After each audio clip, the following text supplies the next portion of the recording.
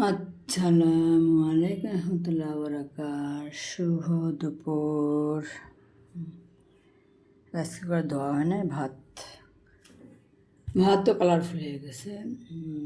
এটা হয়েছে আমার ঢেঁড়স। হ্যাঁ, আজকে আম নাই, মাছি আসিস না। করলা, কাঁচকি, এটা হচ্ছে সামুদ্রিক বেলে মাছ। আর এই পিকুরি আর কি হলো, দেশি বেলে মাছ কিনলাম। দেশি বলতে মানে চাষনি চাষ, প্রত্যেকটা বেলে মাছের মধ্যে লম্বা লম্বা এক একটা শামুক শামুক পাবো সাধারণত এক একটা এক রকম, প্রত্যেকটা একরকম হবে। বাঙালি দুর্নীতি করে অতটুকু মাছের মধ্যে।